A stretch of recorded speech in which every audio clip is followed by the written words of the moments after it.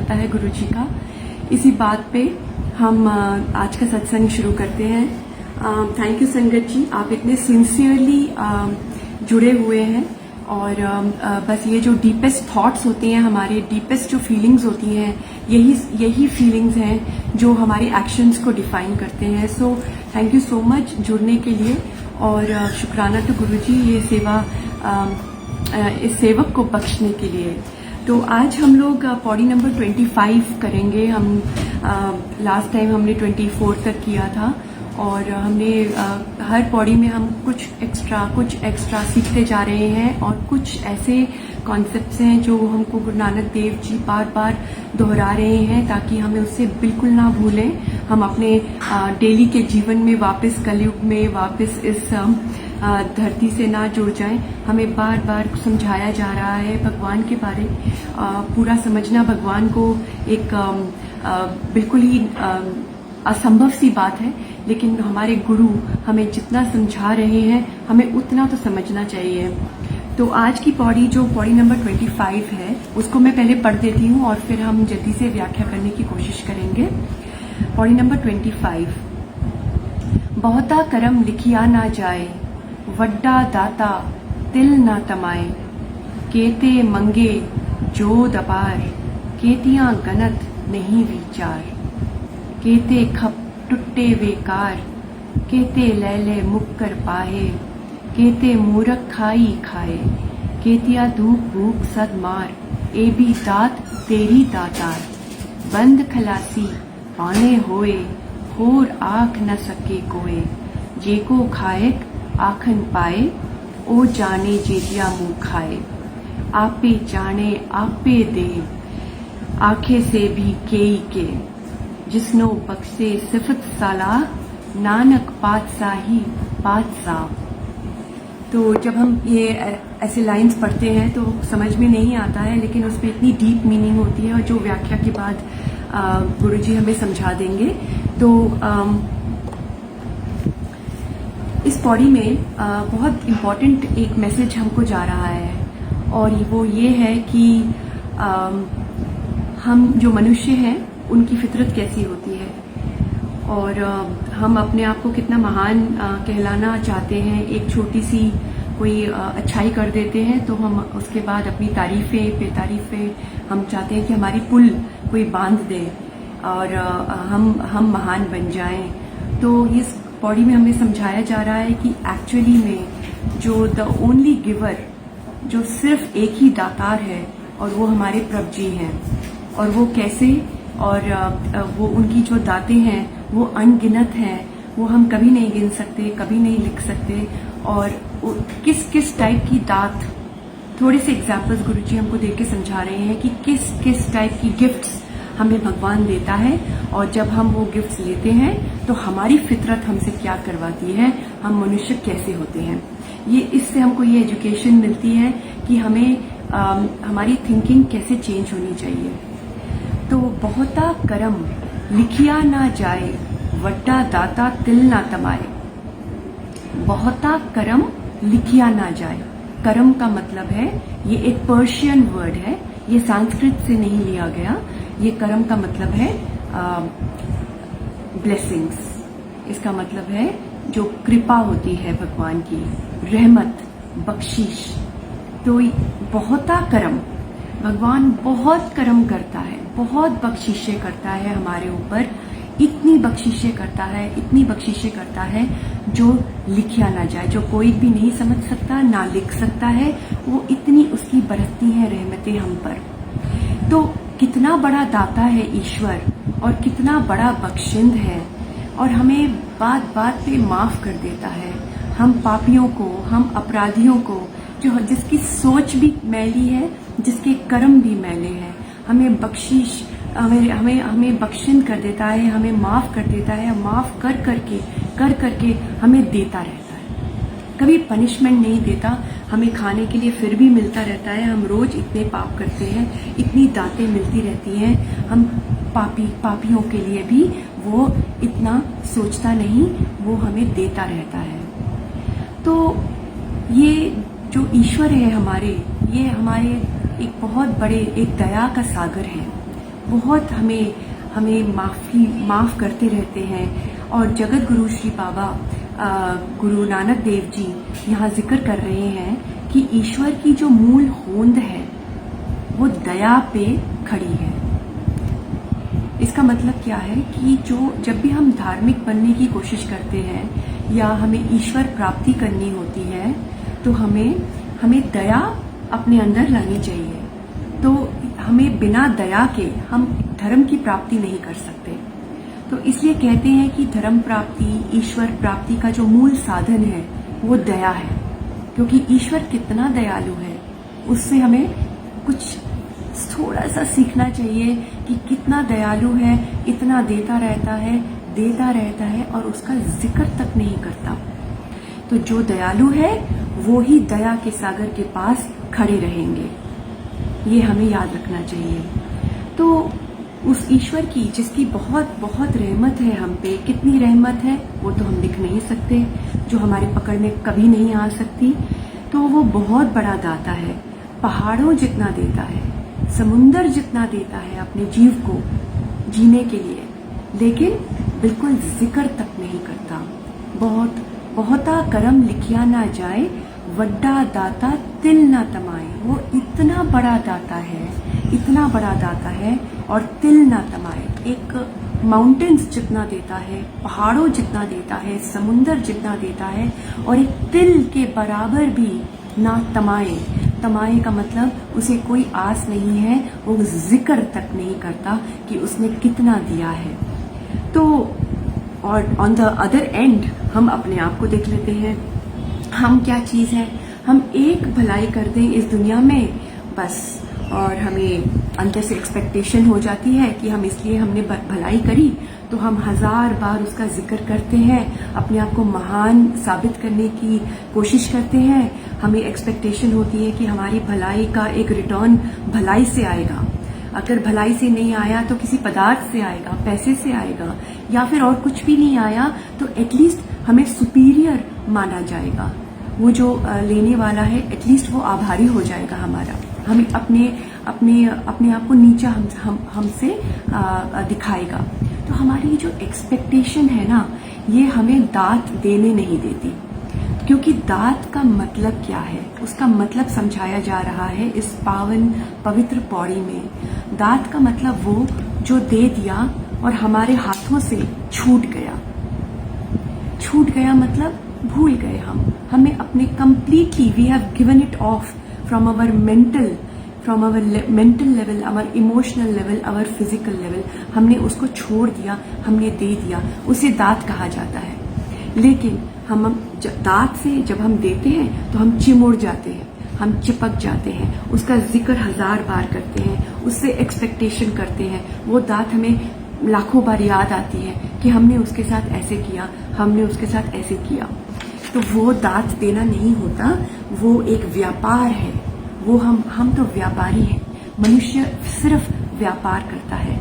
जो मनुष्य के तल पे दान का सिलसिला होता है वो और कुछ नहीं, वो एक व्यापार होता है। और इसकी और लाइन से गुरबानी से, इस पौड़ी से नहीं है लेकिन गुरबानी से है, जो इस बात को और भी समझा देती है। वो ये है कि कोट मधे को बिरला सेवक होर सगले ब्योहारी। कोट मधे को मतलब करोड़ों के बीच में, करोड़ों के बीच में बिरला सेवक, एक कोई सेवक मिल जाए तो मिल जाए। होर सगले ब्योहारी, होर सब व्यापार करते हैं इस दुनिया में। कोई भी महान व्यक्ति आज तक इस दुनिया में हुआ तो बहुत विरले, सॉरी यहाँ पे गुरु जी की फोटो गिर गई, गुरु जी का स्वरूप मेरे हाथों से स्लिप कर गया। तो कोई अगर विरला कोई सेवक हुआ तो हुआ, लेकिन जो करोड़ों लोग हैं जो अपने आप को दानी समझते हैं, जो अपने आप को दयालु समझते हैं, वो और कुछ नहीं सिर्फ व्यापार कर रहे हैं। तो कोई और एहसानमंद हो जाए, कुछ हमको वापस दे दे, हमारी तारीफ ही कर दे, हमारा कुछ भलाई कर दे, तो हमें हमेशा एक एक्सपेक्टेशन रहती है। तो हम जिनको दानी कह देते हैं, दयालु कह देते हैं, श्री गुरु नानक देव जी कह रहे हैं कि जी नहीं, वो व्यापारी है। वो व्यापार करते हैं। उन्होंने जैसे ही दान का जिक्र किया, अगर हमने कोई दान दिया मान लीजिए, और हमने जैसे ही दान का जिक्र किया तो वहीं पे हमने व्यापार कर लिया। तो तभी तो हमारे गुरुजी, प्यारे गुरुजी ने क्या कहा है कि left hand should also know कि राइट हैंड ने क्या दिया है।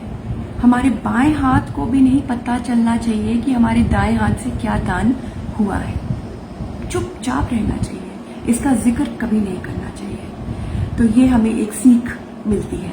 हम अनजाने में कभी कभी बातों में बात एक निकाल देते हैं, अपने बारे बात कर देते हैं, वो हमें नहीं करना चाहिए। भगवान इतना बड़ा दयालु है, बख्शिंद है कि श्री गुरु गोबिंद सिंह जी के फरमान ये कहते हैं कि दोखन देखत है पर देत न हारे। हमारे दोष भगवान को पता है, वो देख रहा है, पल पल देख रहा है कि हम किस टाइप के डिसीजंस लेते हैं, हम कैसे हमारे थॉट्स जो इतने मैले हैं, हमेशा मैले ही रहते हैं, कैसे हम लोग कभी भी एक प्योर सोल नहीं बन पा रहे हैं। इतने दोष हैं, इतने अपराधी हैं हमारे, हम इतने पापी हैं, हम इतने मैले हैं हम, लेकिन वो भगवान हमारे अवगुण देखकर, हमारे दोष देखकर भी हमें दिए जा रहा है, बिल्कुल भी संकोचता नहीं है। तो एक गाथा यहाँ पे सुनाते हैं जो श्री संत मस्कीन जी ने सुनाई थी अपनी कथा में। वो ये गाथा है कि एक 60 साल का चोर एक संत के घर आता है कि कुछ मांगने, कुछ खाने के लिए मांगने के लिए। तो वो संत उसको देखकर बहुत गुस्सा होता है और विचलित हो जाता है और एकदम से उसको डांट देता है कि तू चोर है, तू डाकू है, तूने लोगों को परेशान किया है, तूने जिंदगी भर सिर्फ चुराया हुआ माल तूने अपने उससे अपनी जिंदगी चलाई है। तू मेरे दर पे आया है, तुझे मैं पानी तक नहीं दूंगा, लंगर तो बहुत दूर की बात है, प्रसाद बहुत दूर की बात है, मैं तेरे मुंह पे कोई अन्न अपने घर से नहीं दूंगा, पानी तक नहीं दूंगा। तो वो अपने उस चोर को दुत्कार के अपने घर से भेज देता है। उस दिन ही जब वो अपनी समाधि लगा रहा होता है, लगाने की चेष्टा कर रहा होता है, तो बिल्कुल भी मेडिटेशन नहीं कर पाता, बिल्कुल भी उसकी समाधि नहीं लग पाती और वो बहुत कोशिश करता है, परेशान हो जाता है और फिर भगवान से कारण पूछता है कि भगवान, ये आज मैं बिल्कुल भी समाधि नहीं लगा पा रहा हूँ, मेरे से कोई भूल हो गई है क्या, मैंने कुछ गलत किया है क्या। तो उसको उसी टाइम भगवान का इल्हाम होता है कि जिसे मैं 60 साल से जिंदा रख रहा हूँ, जिसे मैं 60 साल से भोजन दे रहा हूँ, उसकी सांस चला रहा हूँ, उसके जीवन चला रहा हूँ, उसको मैंने कभी भी मना नहीं किया, वो एक बार तेरे दर पे आया और तूने उसे वापस कर दिया, तू उसको एक वक्त का खाना नहीं दे पाया। तो ये है भगवान का इल्हाम, तू एक दिन भी उसे नहीं दे सका, वापस भेज दिया। 60 साल से मैंने उसे कभी वापस नहीं भेजा, तो तू अभी दया का पात्र नहीं बन सकता, तेरी तैयारी नहीं है, तुझे अभी बहुत वक्त लगेगा दया का पात्र बनने में। जो दया के पात्र हैं वही मेरे दया के जो सागर है उसके पास रहते हैं, बाकी सब दूर हैं।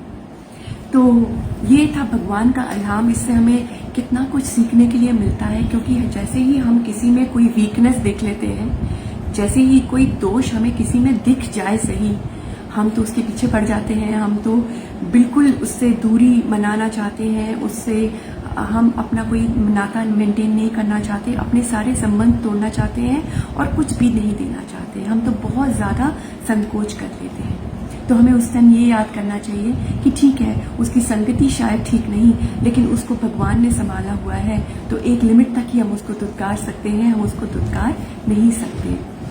तो इस पवित्र पौड़ी में गुरु नानक देव जी आगे हमें यही समझा रहे हैं कि उस बड़े मालिक के दर पे कौन कौन आता है, क्या क्या मांगता है, उसे क्या क्या मिलता है और वो कैसे कैसे रिएक्ट करता है उसको जब उसकी दात मिलती है तब। तो ये पहली 2 लाइनें हमने अभी तक करी हैं और अभी हम तीसरी लाइन पे जाते हैं।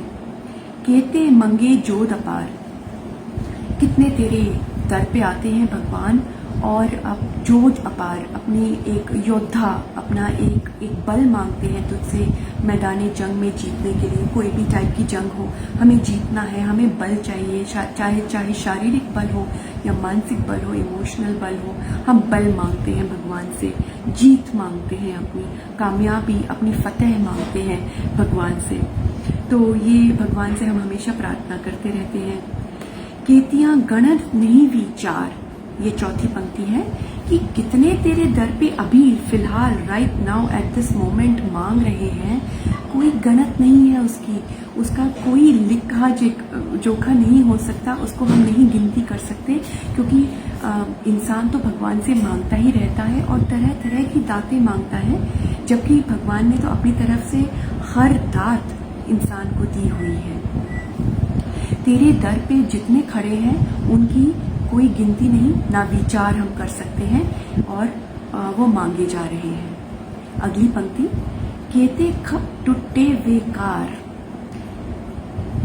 किस किस तरह की मांगे लोग करते हैं, और कोई धन मांग रहा है, पदार्थ मांग रहा है, कोई दुनियावी चीजें मांग रहा है और उसमें खप के रह जा रहे हैं। तो ये पंक्ति क्या है, केते खप टूटे वेकार, मतलब उसी में उलझ के रह जाते हैं। जब हम दुनियावी मांगते हैं, हम पदार्थ मांगते हैं, हम सोचते हैं कि हमें घर चाहिए, गाड़ी चाहिए, और वो हम मांग के जब हम लेते हैं तो हम उसी में उलझ जाते हैं। ये बहुत इम्पोर्टेंट पंक्ति है, क्योंकि क्या होता है कि जब जैसे हमारे पास हम गाड़ी मांगते हैं, जैसे ही हमारे पास गाड़ी आती है, हम एकदम से प्राउड हो जाते हैं, हम अहंकारी हो जाते हैं। हम बड़ा घर मांगते हैं, जैसे ही हमारे पास बड़ा घर आ जाता है, हम अपने आप को दूसरों से सुपीरियर सोचना शुरू कर देते हैं, हम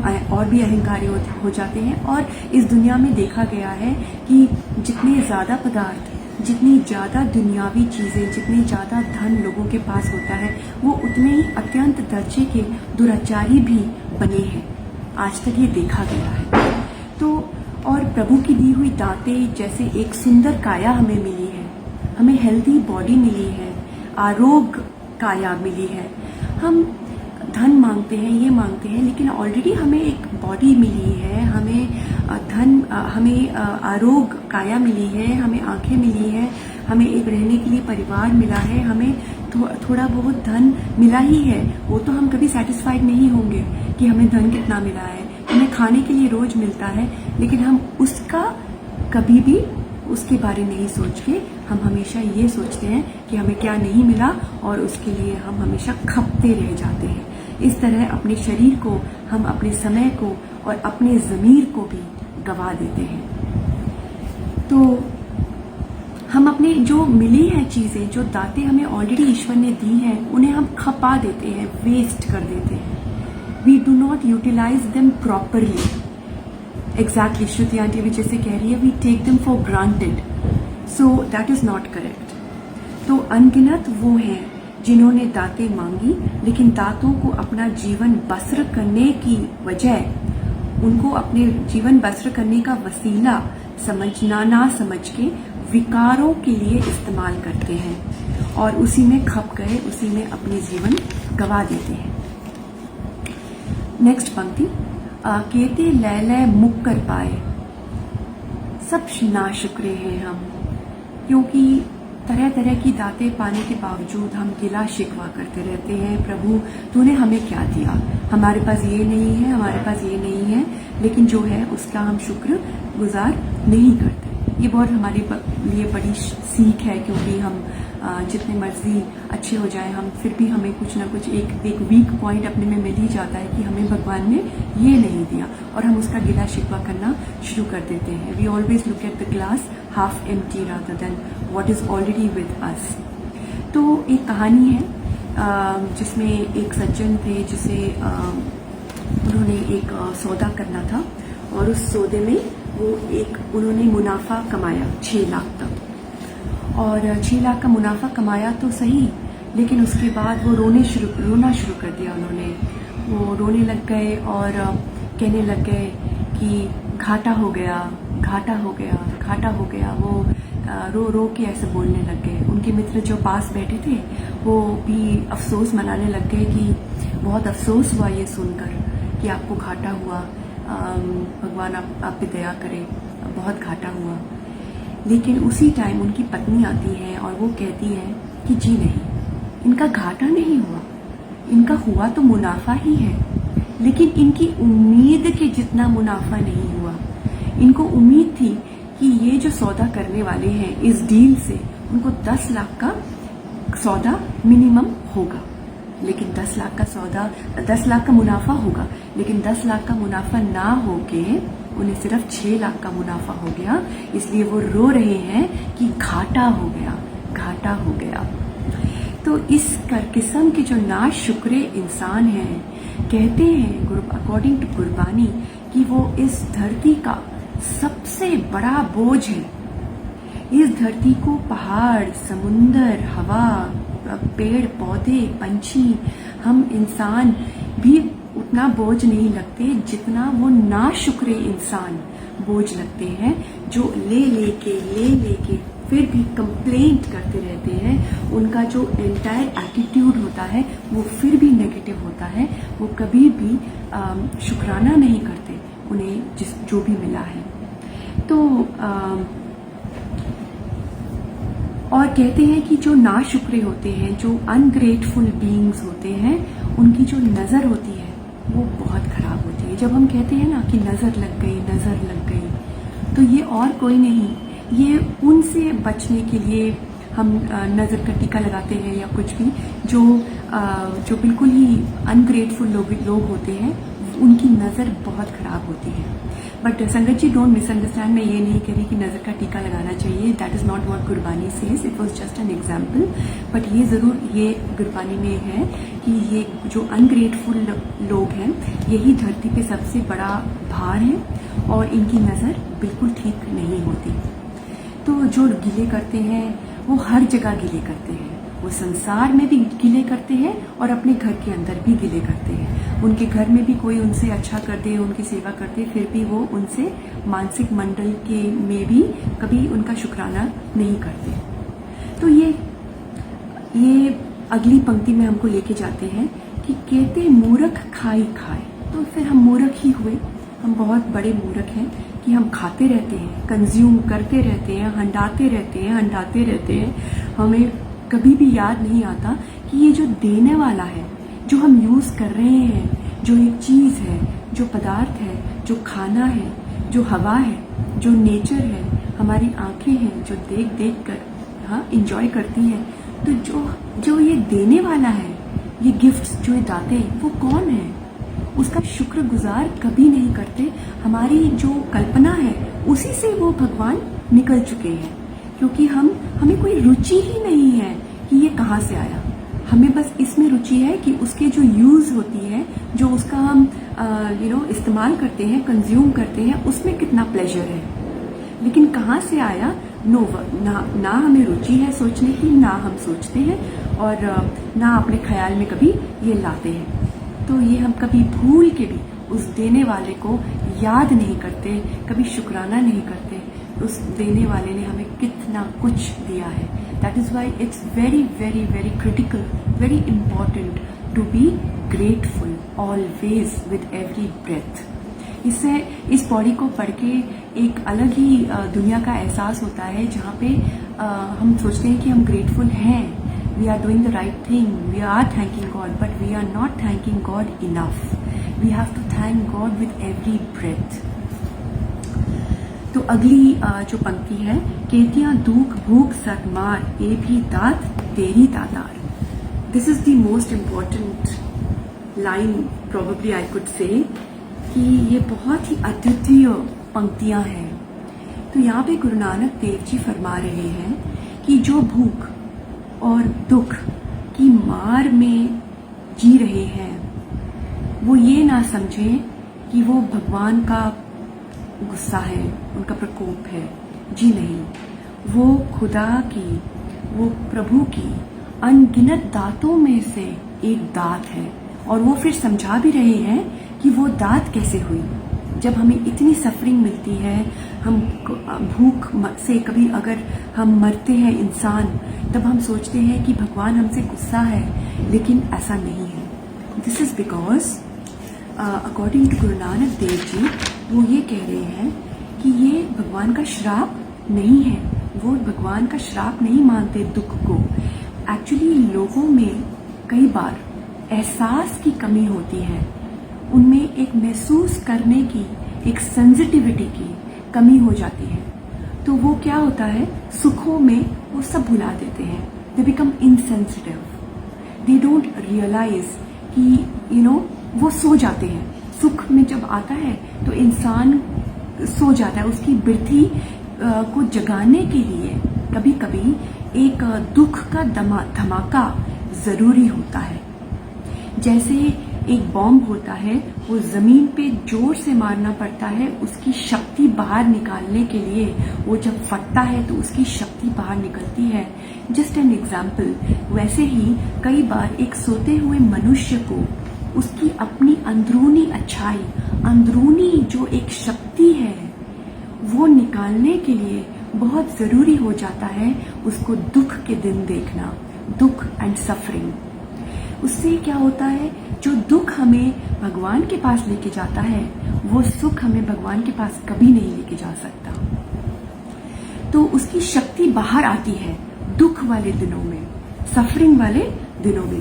तभी कहा जाता है कि ज्ञान की जो सच्चे मोती हैं, वो दुखों की जो सागर है उसकी गहराइयों से ही निकलते हैं। बहुत जरूरी है ये वर्ड्स। जो ज्ञान के मोती हैं वो दुखों के सागर की गहराइयों में से निकलते हैं। कई बार हमें चोट पहुंचती है, जबरदस्त चोट पहुंचती है जिंदगी में, और तब हमें भगवान याद आते हैं, तब हम भगवान का नाम जपते हैं या नहीं। तो ये क्योंकि ये इंसान की फितरत ही ऐसी है कि वो सुख में भगवान को भुला देता है।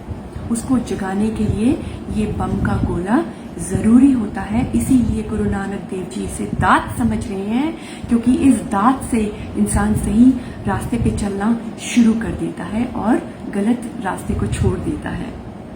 तो रब का अनुभव जो दुख के सागर के अंदर से ही प्राप्त होता है कई लोगों को, और जो सुख में जागा हुआ है वो तो संत है, वो तो भगवान खुद ही है। अगर कोई सुखों में रहता है और फिर भी जागा हुआ इंसान है, उसकी सोल जागी हुई है, बिल्कुल उसको भगवान याद आते हैं, पल पल याद आते हैं, वो जपता है भगवान का नाम और ना शुक्रा नहीं है, तो वो तो एक संत इंसान है, वो तो भगवान है धरती पे, वो देवता है। तो सुख अक्सर सुला देता है। अकॉर्डिंग टू कबीर जी, उनकी कुछ एक पंक्ति है जो बहुत ही क्लियर कर देती है इस कॉन्सेप्ट को। बलहारी उस दुख को जो पल पल नाम जपाए।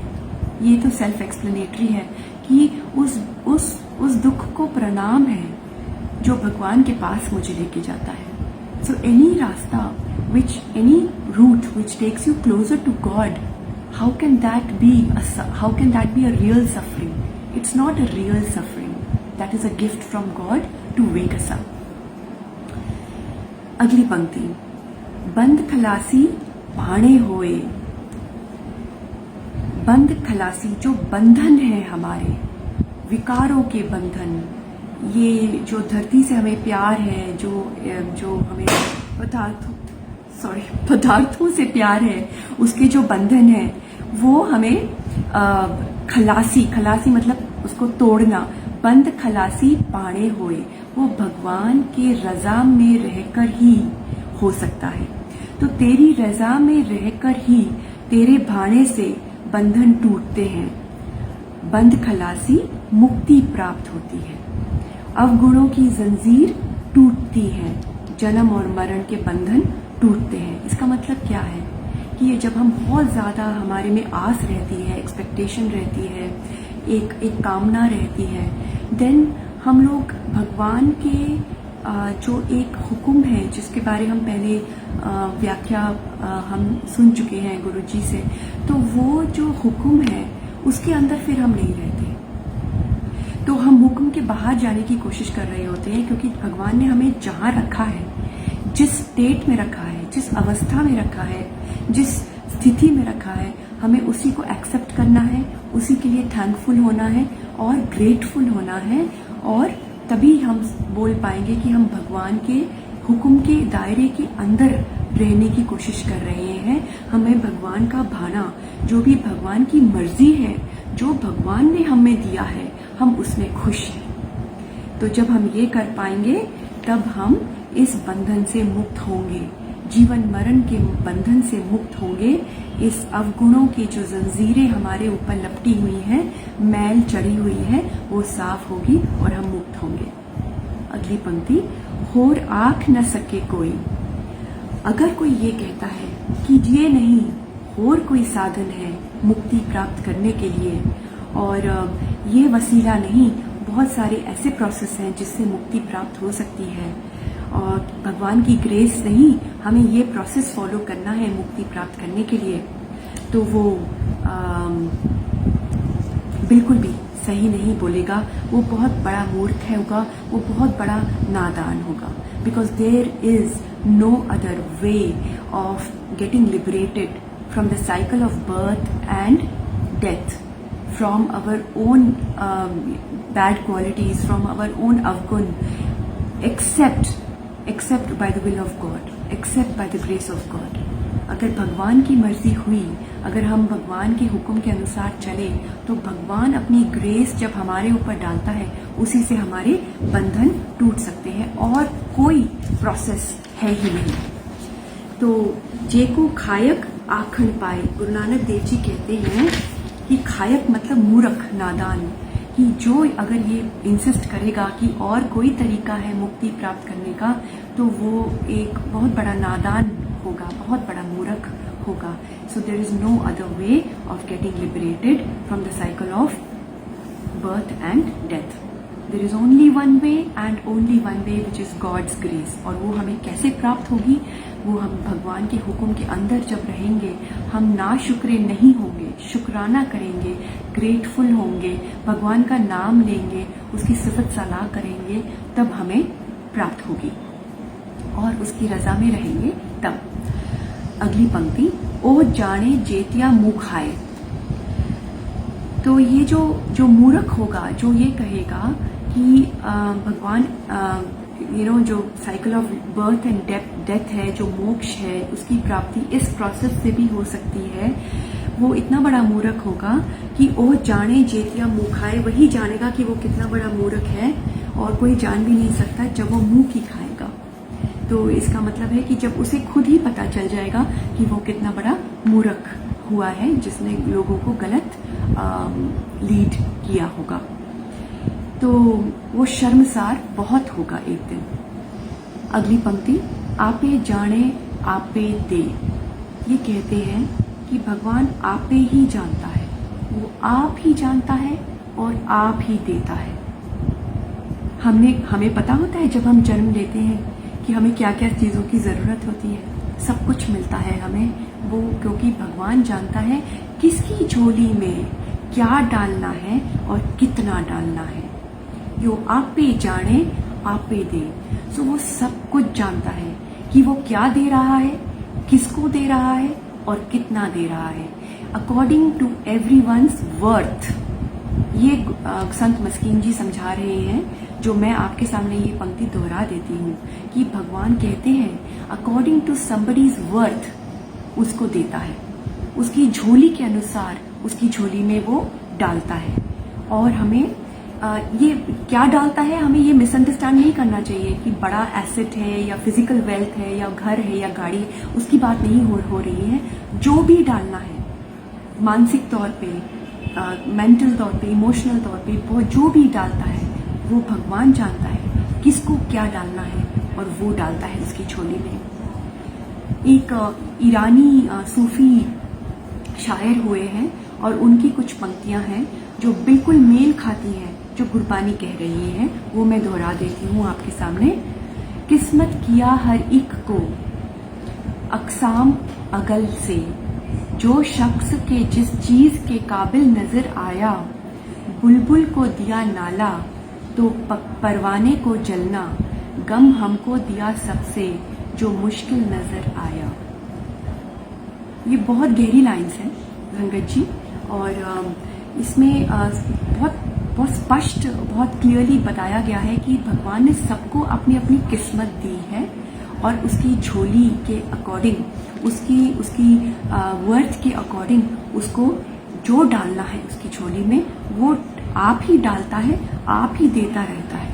उससे मांगने, पदार्थ मांगने का तो कोई भी एक कोई मीनिंग ही नहीं बैठता, वो अपने आप ही देता रहता है और जिसको जिस चीज़ की काबिल समझता है। फॉर एग्जाम्पल, एक परवाने को जलना लिखा है, उसकी झोली में उसको जलना डाला हुआ है तो वो जलेगा।